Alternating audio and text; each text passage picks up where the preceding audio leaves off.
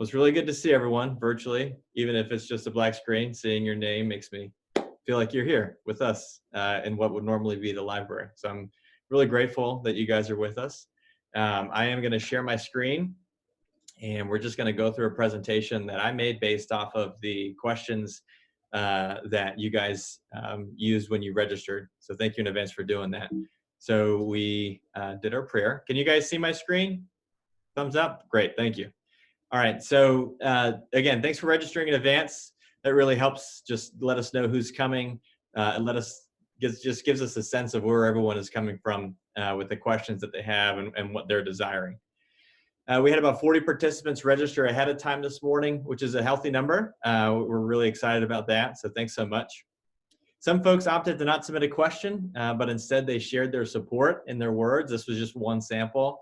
The school leadership and teachers are doing a magnificent job in a very challenging environment. So parents, thank you so much. Again, I can't thank you guys. And I would like to welcome the members of our school leadership team who are here this morning. We have, first of all, Mr. DiPaolo, who's our assistant principal, Ms. Kara Rechtenwald, who's in charge of registrar and admissions, Ms. Erin Beretti, who's our business service coordinator, Ms. Stevens, who are our IT admin, and Ms. Mary Morgan, who is in charge of advancement and recruitment of new students. So we're really excited that they are here. Leadership team, I invite you to unmute yourself and chime in at any point if you want to add something that perhaps I have forgotten. So we're going to go ahead and get started here. Here's just the structure of today's chat. We have topics for the current school year and topics for next school year. Now, I didn't tell you to bring a magnifying glass. In the bottom corner, you can see these disclaimers. Don't worry, there's another slide, and I've made them bigger. I just haven't changed them yet. So these are just, in general, the topics that we're going to be talking about today. And then if we have any questions at the end, then we can get to them. So just before we begin, some ground rules about this conversation. First of all, disclaimer number one.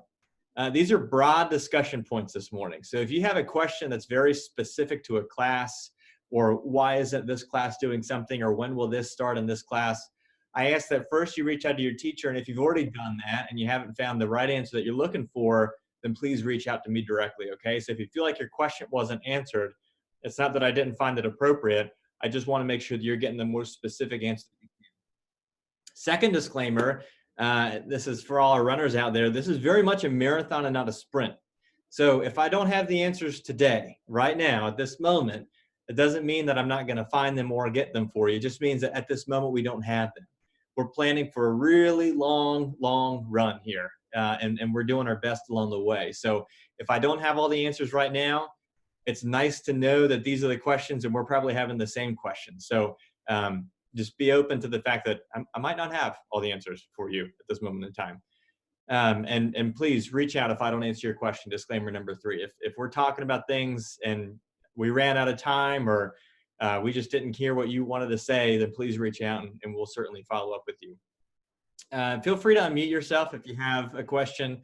If we were doing this in person, it would be a little bit more casual and you could just raise your hand or just talk out. So if you want to say something or you want to share something or ask a question, please feel free to do so. All right. So we're going to go ahead and get started here. And I'd like to start with just in general, how are we doing? One of the parents asked for kind of a quote unquote state of the union. How's St. Raphael doing at this point in time?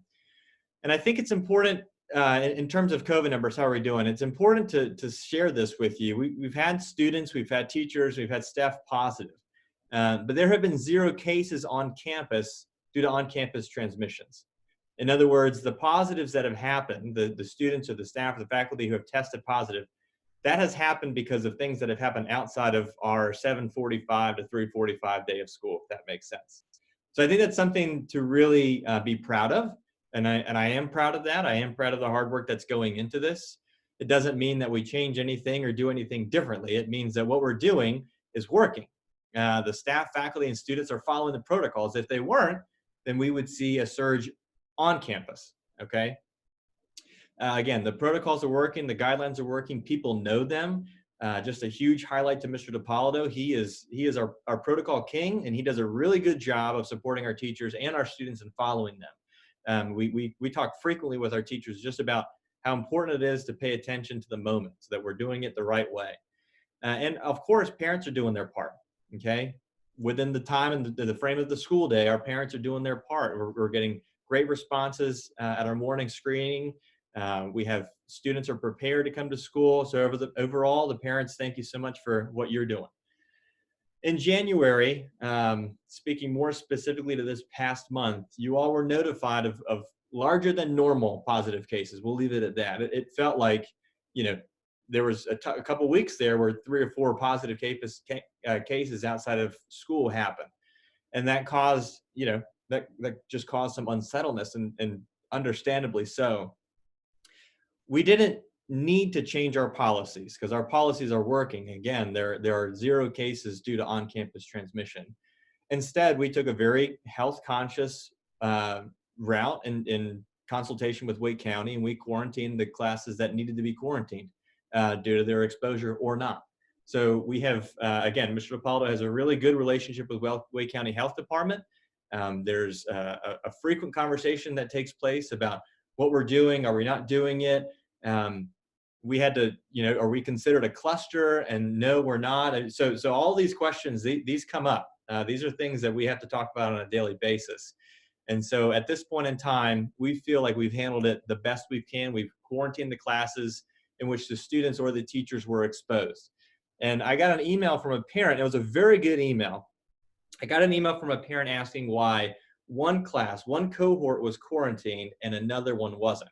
In other words, one class was notified of a positive case and they had to quarantine. And then another class was notified of a positive case and they didn't. And the general rule of thumb is within 48 hours of exposure. Okay, so let's just say, for example, a student tested positive and they were last on campus on Monday. Okay, and within that 48-hour range, if the students or teacher were in contact within 48 hours, they were going to have to quarantine. If it was greater than 48 hours, then they do not have to. Okay, so that's the general rule of thumb that Wake County uses. We've also had a really great success in our classes for our students that have had to quarantine. They've been able to switch to remote learning thanks to the guidance of Ms. Stevens and the resources that she's providing them. It's hard. It's hard, especially with our younger grades, to just flip a switch. And parents, I'm sure that it is hard to have to change your household system and your household routines. As an aside, personally, we're kind of very type A in the Whitmore household, and I know one thing throws it off very easily. So the fact that you guys can switch, just thank you for that. I appreciate it. In some cases, we've had to find appropriate subbing, and appropriate staffing. I've had to step into classes. Mr. DiPaolo stepped into classes. Our teachers who are able to Zoom from home are Zooming from home, and they're doing great with it. So we've responded well. We've responded positively. It hasn't been easy, but I think for the most part, I say with confidence for the most part, that we are doing this the right way. Now, I don't have any second guesses about what we're doing. And then, one of the parents asked, does anything else need to be done given these higher numbers? And I would say that the answer is no. If we were having on-campus transmissions, there's a difference in a cluster and an outbreak. If there was an outbreak on campus, in other words, there was a positive case and then it spread within, we would absolutely have to do something different. But fortunately, thanks to the awareness of so many people, we haven't had to. All right, we're gonna switch now to just checking in on how our teachers and staff. One of the parents asked, how are our teachers holding up? How are our staff holding up? And I'm not gonna lie to you, I'll speak candidly, it's tough. It's a tough go this year. It's hard. Our teachers are doing great, but no matter how many years of experience you have, this is year number 1 for everyone. For everyone, no matter what your role is in education, this is year number 1. Yes, a veteran teacher has a little bit more experience and understanding and knowledge, but just in terms of teaching this year, it is tough. We're happy to do it. We're committed to do it, and we will do it, but it certainly has its challenges. I would say overall that there is a positive morale. As you can imagine, if we're notified of a positive case, just as you as a parent kind of, get worried, our faculty and staff get worried. They're here. They're on campus. They're the ones that are with these students.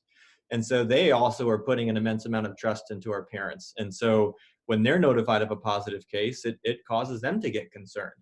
And I think that we have done a very good job, I would argue, that just staying in communication with our teachers. For HIPAA reasons, we have to maintain confidentiality. And then, there's no breaking of privacy, but we tell them as much as we can tell them, as often as we can tell them. And I say that with confidence. We haven't been perfect. You know, we've learned our lessons in terms of communication frequently and modalities since the beginning of the year. But I would say we've learned them well, and we're very aware of what our teachers need. So speaking of that, how are we supporting our teachers here internally? Not the things that you all are doing, but as an administration, what are we doing to support our teachers? I think the most important thing that we can do this year for our teachers is just respect their time. Okay, we can't ask of them any more than they're currently doing. So we respect their time in terms of meeting, in terms of commitments, and whenever we can, we give them time. Okay, if we can give them a couple planning periods together, if we can give them some pacing together, allowing them to sit down with their grade level partner and talk it out and say what's going on, what's working well, what isn't, then we want to be able to do that. In fact, we've done that. Another thing we try to do hard well this year is to communicate clearly and give them clear expectations with what we're asking of them. Because I think if we ask them to do something and it's muddled or it's unclear, that just breeds frustration. And so that's what we try to do. And no means is it perfect. And I'm sure that we have slipped. But for the most part, we try to be very clear in our communications and with our expectations of what we're doing. You know, you've heard this phrase, you heard this phrase last year in March, this freedom to fail, right? I think that is a very appropriate phrase, and I think it's a good phrase, you know, let them try things. But I also think that there needs to be some structure. And so Mrs. Stevens and Mr. DiPaolo, we can attest to this. We started the year with a lot of structure in terms of remote learning, and then we realized that we didn't need as much structure, let the teachers have their freedom. And now I think we're finding that balance. So we realize that from our standpoint, we can say a lot of things, but until you're doing it, until you feel the rhythm and until you know your students, you really have to adjust. And so we've given them that opportunity to adjust within their class. There is common planning in the schedule. I know that a couple of teachers use this planning time well. They use it together, whether that's planning for their lessons or that's just planning for the day-to-day structure, what's working, what isn't working. I know that some teachers are using that well.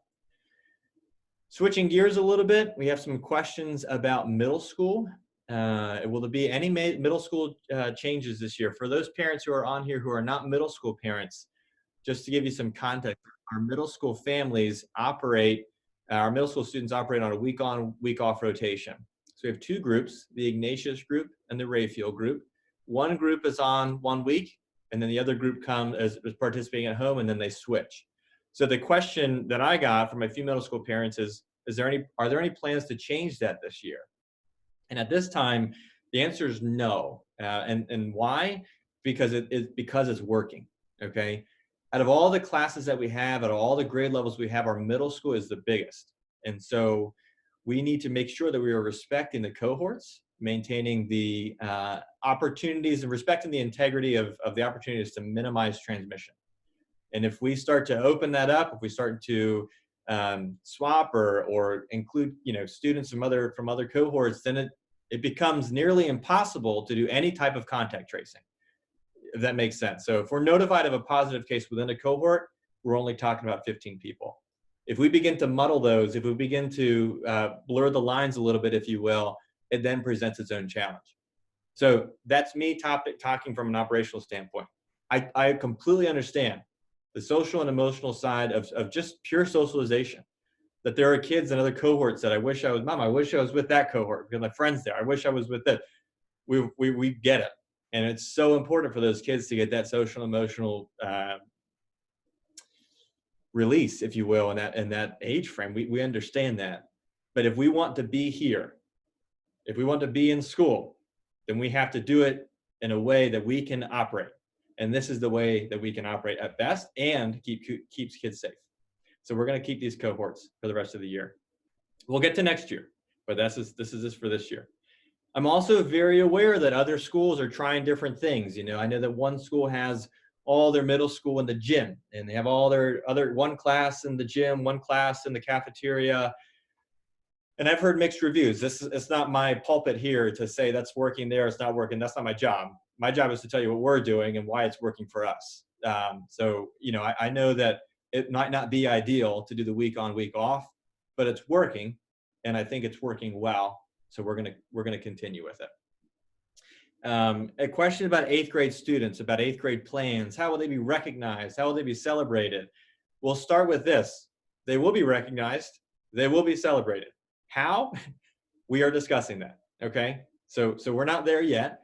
We appreciate your patience with it, but know that they will certainly be recognized and celebrated. This is not just memorable for everyone. You know, it's memorable for these 8th graders to be in their 8th grade year here at St. Raphael. So we want to honor that. And we did it last year for our last year's 8th grade, and we will make it special again for this group here.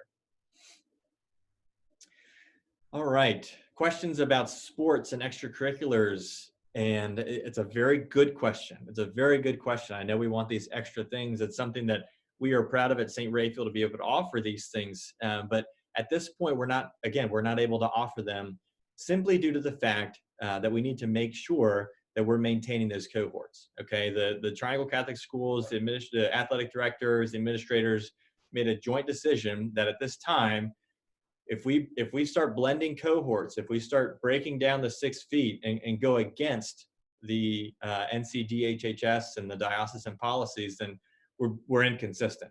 And so we want to make sure that we're following these guidelines properly. Again, I understand the importance of exercise.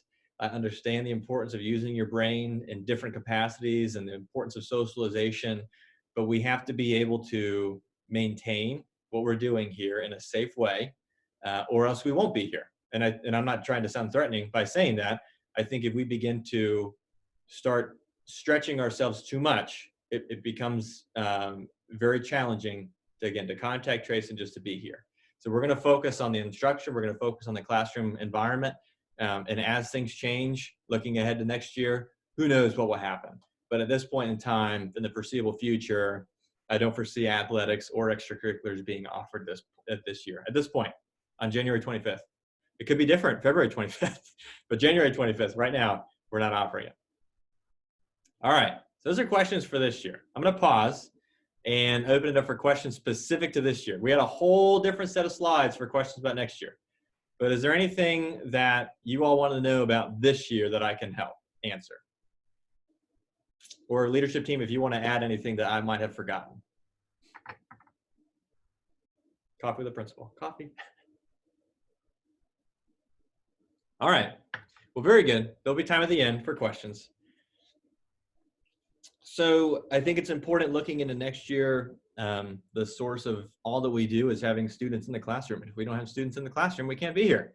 So let's start with enrollment. And Ms. Rechtenwald and Ms. Morgan are doing a phenomenal job of retention, of recruitment. There's 2 huge efforts that's behind enrollment. So where are we right now? We have 400 students currently enrolled at St. Raphael. And for those of you who have been here for a while, know that that's lower, and that's normal. We are down about the same percentage that every other Catholic school is down. We saw at the end of last year, and this might be another bullet point in the slide, so I apologize for getting ahead of myself, but we saw at the end of last year a very healthy retention rate. And then things started unraveling in the summer once everyone was trying to decide where to go. So last year, we ended the year with about 424 students. I can sit here confidently and say those 24 students were the ones who were on the fence about coming to St. Raphael for this current school year. And I don't mean that in a bad way, because those 24 students are showing interest in returning to us. That's just the reality and the nature of where we were for this year. So I'm not too concerned that we dropped to 400. I think we're going to get back up there. Ms. Rechtenwald is competitively getting to get back up there. We're gonna do it. So we're in good shape enrollment wise this year. Looking ahead to next year, again, there's retention. And when I say retention, I mean retaining our current students. And then there's recruitment, bringing in current families. Without getting into all the specifics, retention is the most sustainable way to keep your school operating in a positive way. So that's really our focus, okay? Now, what do we do for retention? Honestly, it's the daily interactions that we have with everyone. So we try hard to communicate, we try hard to inform, but a parent choosing to return year after year after year is solely based on their experiences at Raphael. And that's for better or for worse. That's the honest answer. Right now, at this point, January 25th, 98% of our students are returning to St. Raphael for next year. That's amazing, 98%. So something is happening, and it's happening very well. So how did I get that number? I'm sorry for the math so early in the morning. You have 400 kids currently enrolled. You take away the 55 8th graders because they're ineligible to return. Okay, if that makes sense. So that leaves you with 345 kids. and you have 98% of them, that's how we got 338 students, okay? So we have a few forms that are out that haven't been responded yet, and we respect that, we understand that, but we are in a good place in terms of retention. We all know that life circumstances can change those things, but that's where we are right now, January 25th. So then we look at recruitment. We look at the new families who want to come to St. Raphael. Right now, at this point in time, we have 48 applications completed and submitted, okay? At this point in time last year, we only had 29. So there is interest. There is a lot of interest in joining us at St. Raphael. We also have, in addition to the 48, 29 applications that are in progress. And they're also, Mrs. Rechtenwald and Mrs. Morgan are also averaging about 5 to 6 after-school tours per week. And just so you're aware, the protocols are the same for families who are coming on the tours. They have to wear masks, they have to maintain 6 feet, no faculty is here, no students are here, it's done before the cleaning. So it's a really clean and safe tour, and it's in person. So I say all this, I share all this to say that I think we're gonna be in a good place in terms of enrollment. I don't wanna jinx it right now, January 25th, here we are, but I think we'll be in a good place. January 31st is when applications are due for new families. So that's coming soon. Once we get all those applications, we begin the admissions process where we screen as necessary. We contact other schools as necessary. This year is going to be an interesting year with students coming in who have been homeschooled. What does homeschool look like? What are their records coming in from another school? So, you know, we will do our due process, and I know that you guys will trust us with that. So then we're just going to get in now to the other questions that are about 2021, 2022. Feel free to ask away if you have any. So in terms of enrollment, what does that mean for class sizes for next year? After talking with the diocese and with other school principals, every school is planning on if we're going to be able to get back to what we would consider a normal class size. So at this point, we have 18 in each class. That's the cap. Because at any point in time, if all of our remote kids came back, we can have 18 at 6 feet. Some classes have 18, some classes only have 12, some classes have 13, but 18 is our max. So looking into next year, if we're planning for what was done in years prior, that's in the mid-20s. Depends on the grade level, but that's back in the mid-20s, okay? So if you're sitting there thinking, how are they gonna get more kids in here if they're already at 400 and they can't fit anymore? It's because we wouldn't have to maintain that 6 feet. That's what we're planning for. We all know that that could be pulled from under us, but we're planning for that at this point. And you may be thinking, well, what happens if we then have to go back to 6 feet? Am I going to lose my spot? We will always respect our current families first. Okay, we'll leave it at that. We'll always find a place for our current families first. It makes admissions really challenging and tricky, but we'll always find a place for our current families first. Okay. Someone asked which grades are currently at capacity, because that's something that I've shared in recent newsletters. 3rd and 5th grade. So that's this year's 2nd grade and this year's 4th grade. Those are the 2 classes that are currently at capacity. Okay, so we're not going to bring in any more 3rd and 5th graders at this point, just based on where we are. Okay. So I kind of mentioned that. What will next year look like if the Department of Health and Human Services continues to require 6 feet under Plan B? We have to explore. I'm not saying we will. The verb is explore. We will explore opportunities for additional space and staff. We had options this year to have additional space. Consider it like this. If you have and I know the leadership team is probably sick of me using this example, but if you have an 8-passenger bus and you have a 9th passenger, you then have to pay for the additional bus, pay for the additional driver, pay for all the resources that an additional bus needs. So we have to have enough students in that additional space to make it operational, sort of a flat line, if you will, a baseline. And we just weren't there this year, which that's why we kept it where we were. If we see a huge surge, then we will have to get creative in terms of space and staff, and we will. But at this point in time, we're going to plan for not having to have 6 feet until we're told otherwise, okay? Another question about next year, will remote learning be offered? And at this point, we are gonna start reviewing. I don't have a definite answer. I'm not saying yes, I'm not saying no. And I'm not saying what it's looking like either way. I don't think that it's unreasonable to offer it again, but I do know that there needs to be just a different process in enrolling in remote learning. And I'll get into that in a little bit. I think in order to fully answer your question, I am not the one who does remote learning, okay? Mr. DiPaolo isn't the one who teaches remote learning. The teachers are the ones who teach in remote learning, and they are the ones who instruct your students, and they are the ones who are faced with the tough task of teaching remotely, and it's hard. So what we need to do next in order to really answer that question is analyze it as a faculty and a staff, just to make sure we have our capacity and our capabilities to do this well. Okay, I think we're doing it well now, but we need to keep doing it. We need to have that full review to make sure that we can sustain it, okay? And I think I was trying to figure out the best way to phrase this, but out of respect for teachers, we need to figure out how to ensure the integrity of the enrollment of remote learning, okay?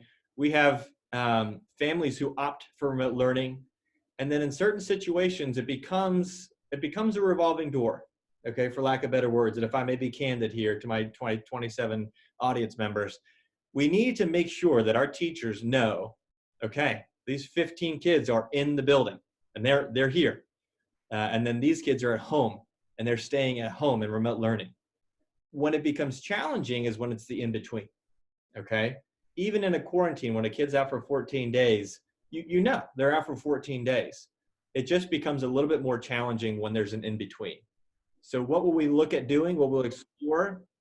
We're going to explore the criteria for getting into remote learning, if that makes sense. Immunocompromised, family circumstances, et cetera, et cetera. So these are all the things that we're going to start exploring for next year for remote learning. Again, doesn't mean we're not offering it. Doesn't mean that we are. It just means that we need to look at it a little bit more closely. Okay? All right. More questions about next year. Extracurriculars, athletics, extended day. Again, the desire and the intent is to have all of them. The desire is to have all of them. We're planning on having them, but we're going to have to adjust our plans as these guidelines unfold for next year. Again, it's a marathon, not a sprint. So right now we're planning for it, and we'll adjust if we have to. Some questions about the curriculum, specifically Savas Math. Yes, we're going to continue Savas Math in K to 8th grade. We want to make sure that teachers have input for any instructional changes, and I think at this point it is something that we are continuing to support them on. Sort of as an aside with Savas Math, we are fully aware that this is a different approach to teaching math. It's a different approach for students learning math. We understand where there are certain areas of emphasis in terms of the math facts and the basic math facts, basic math understanding versus the concepts that are behind it, and that we're trying to find the balance of both. So we understand that. What have we done so far? We've given some professional developments to teachers. We've offered grade level planning times. And now we're going to start exploring some student support, some student trainings on how they can use the system and they can use the platform. So we're certainly aware that there are challenges with the program, but we're also very aware that it is highly successful in the middle school. And it has been for many years, and it has the potential to be successful in K to 5 as long as we're supporting our teachers and students in the right way. So I would encourage you, if you have further questions or you want to talk about it further, that you reach out. I don't know if this is the platform to do that on, but if you have questions about it, then please reach out. I know a couple of parents already have, and we're following up with them individually as appropriate. In terms of curriculum, just in general in curriculum, I think I want to clarify a few things here. The standards, the curriculum, what we're supposed to be teaching is set forth by the Diocese of Raleigh, okay? That's curriculum, and that lines up with the North Carolina Department of Education, okay? They're kind of hand in hand with a few nuances here and there. The resources that we teach, the strategies that we use, those are site-based, okay? The tools and the strategies are site-based. So it's not as if the diocese is saying you have to use Savas, or you have to use this religion program, or you have to use this. That's something that's done internally. We had to make some quick and tough changes and decisions at the end of last year to be able to support our students both in remote learning and in person this year. And I think the important thing that we can do, just like we're going to do with remote learning, is start getting some teacher feedback heading into next year about the resources and the programs that we're using. So we certainly will. And it'll take some time, but we will heading into next year. Again, specific questions, please reach out. So staff retention, a parent asked about staff retention for next year. Currently, we have a healthy majority of our staff returning for next year. There's really no major surprises. I don't think it's appropriate for me to say any specific numbers or anything like that, but where we are right now, it's nothing that is too surprising. And we'll leave it at that. As a parent, I wouldn't be concerned right now, January 25th, 2021. Circumstances, i.e. a pandemic, can cause life changes. And so at this point last year, prior to the pandemic hitting in March, we were only preparing for 2 staff members to leave. Okay, and that's pretty good to only have 2 to plan on. One was they were moving and one was retiring. We knew of those. We knew of those heading into the school year. Everyone else had plans to return. And then once COVID hit and they had to change their life circumstances, things changed. And we were made aware, and we communicated to you all. So outside of COVID, outside of a pandemic, I was made aware, last year was my first year here at St. Raphael, and I was made aware that retention had always been an issue.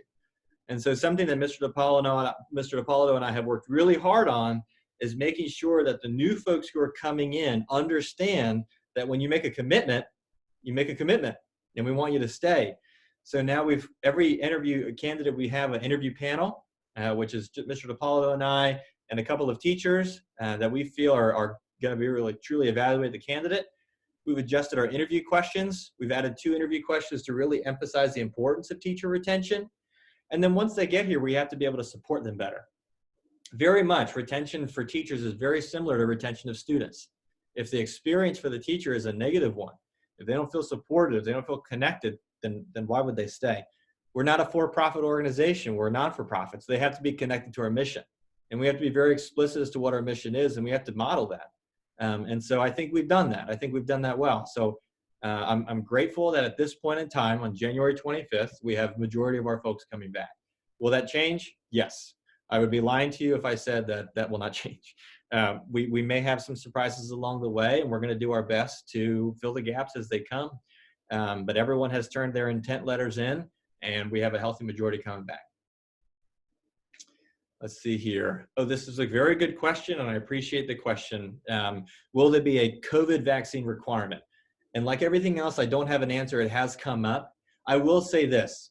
I will say this. There are currently vaccine requirements, and there are folks who opt out due to religious exempt reasons. And so I don't know what regulatory powers we'll have from a diocesan level or from a public health standpoint.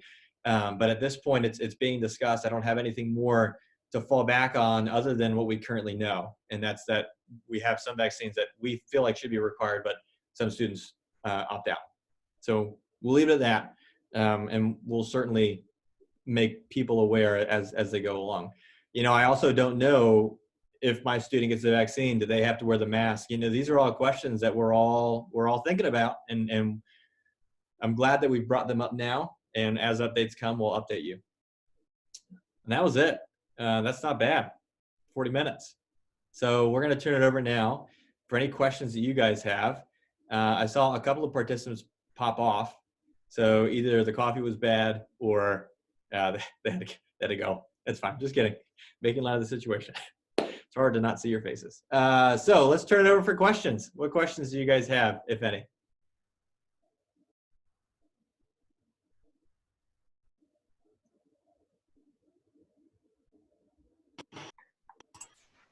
I have a question. Can you guys hear me? Yes. I'm obviously the mom of an 8th grader, so just curious, has there been any plans for 8th graders as it's coming, to the end of the school year? It might be too early to tell, or are you guys still deciding now? Yeah. So we have talked about it, and part of the situation is as far as celebrating them and honoring them. We will do it. We did it last year. We found ways to do it, which I think got the job done, so to speak, and they had a great finish, all things considered. Part of it will have to do with our comfort level as far as like getting them together. All right. So I think that's part of the question here is what can we do together? Part of it will be based off of what the situation looks like in a few more months with our comfort level. And then even if we were comfortable, let's say, getting them all together some way. Does that still meet the guidelines? 'Cause we can't do anything that doesn't follow health guidelines. Just as a for instance, one idea that I had and I floated to the kids one day, and they weren't too thrilled about it because they all want to be together. An idea of if we were going to celebrate eighth graders, what if we did it some sort of in-person celebration by cohort? In other words, we can do a barbecue, a picnic, etc., whatever we wanted it to be, whatever it turned into, and we would do it by cohort or an in-person promotion ceremony by cohort. Following whatever guidelines that were in place at the time. Last year we did a virtual promotion. It was all pre-recorded. Quite a bit of work went into it. And it was nice. It was nice. I think people enjoyed it. And we did a virtual baccalaureate. And then there were some things that we did a drive-through for the kids. That was back in May, right? But back in a different time already. That was a different stage of this pandemic. But we're gonna celebrate them. It's going to be. I think it's going to be a lot of fun. But we're not quite there yet. It'll come to us. It's going to take a little prayer and discernment. That's before. Even last time, it was hard to sort of wrap our minds around, okay, this is going to look way different than it normally does. I anticipate it'll look different than it did last year, and it'll look different than it did the year before the pandemic. It'll be, I anticipate, something of an original experience. But we'll be in touch. And I think that's all I really have to say about it right now. Sounds good. Thank you. Any other questions or thoughts worth sharing? I have a question. First of all, thank you guys. I think you guys are doing a phenomenal job in a very difficult environment. My daughter's dad is a school teacher in a different state, and they're really struggling. So thank you for your efforts. With the vaccination plans rolling out nationally, some of us in industry are talking about returning to office spaces and are starting to plan summer return for our staffs in an office, which makes me wonder for next year, is aftercare something that may come back into the discussion? Working from home makes the afternoon pickup easier for some of us who are working, but boy, we took that aftercare convenience for granted, finishing our workday and then rolling through at 5:45, and those kind ladies having fed and continued to raise our children better than we do. Wondering what that discussion might look like or factor into next year, or maybe we don't know yet. Yes, we're planning for it all. I think it's. I'll say this, from a school standpoint, we're planning for it all. What guidance can I give you as a parent in terms of childcare, arranging that? I don't have that answer at this point. I know personally, if I may, we don't have school-age children, but we have a 3-year-old and a 2-year-old, and we have to kind of plan the same thing. So we plan for one, and then we have a plan for another. So I think, if I may, as a parent, I would try to have plans for both. We are certainly hoping to have athletics, extended day, after-school programs, all of those things. But I think it would behoove our parents to have a plan B, for plan B, if we have to. Sorry, bad joke. Yes, I would plan for both.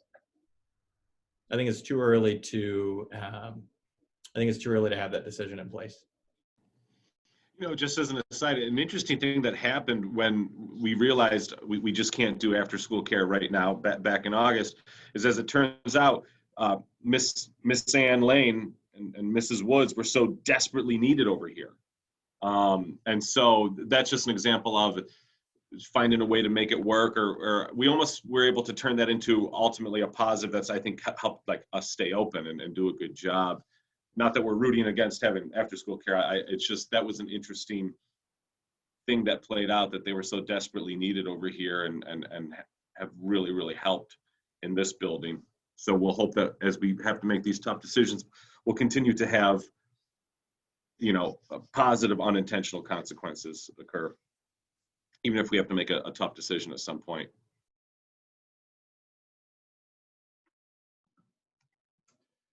I just want to echo the thank you to the leadership team. You guys have done a phenomenal job. For me, the transparency and just the open communication and dialogue has been a huge help. So thank you all for that. Really, really, really appreciated from us. And then also want to know what we as parents can do to help you throughout all this. I think you've communicated some along the way, but is there anything that we can do to help? Thank you for asking that. No, I think at this point, staying in communication with our teachers and with our administration is probably the most important thing.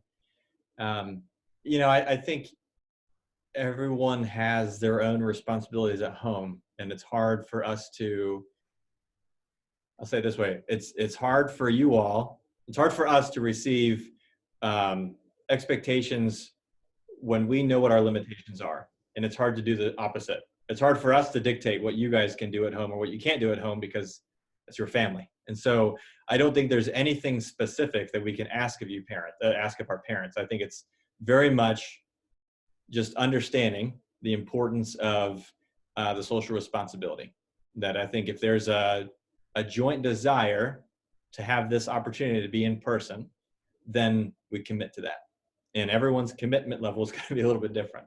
But I think that's probably the only and best answer I can give to that question. It's hard to ask anything specific outside of just remain in communication, understand where we're coming from, and assume good intentions. I think we can all assume good intentions.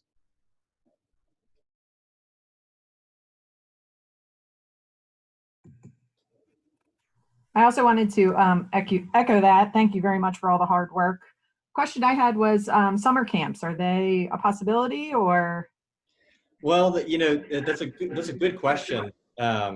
I think that, again, I think that I would be lying if I said it's not a possibility. I think that I know Mr. Higley is starting to get some feedback from teachers and see would they be willing to do a summer camp. Perhaps each camp is its own cohort. We really haven't discussed what that logistically would look like, but I don't want to close the door on it yet because it's outside of the school day, it's outside of the school hours, it's a little bit different in operations, and we might have a little bit more flexibility. I will say this, if it's sponsored and sort of regulated by or hosted by St. Raphael Catholic School, then our policies would extend into those summer camps in terms of mask wearing and social distancing and all of those other things. So we are certainly going to explore it. And I know that we need to do that soon because parents are going to start making some decisions for summer. So we'll get that out to you guys soon. We're looking to the diocese for some guidance.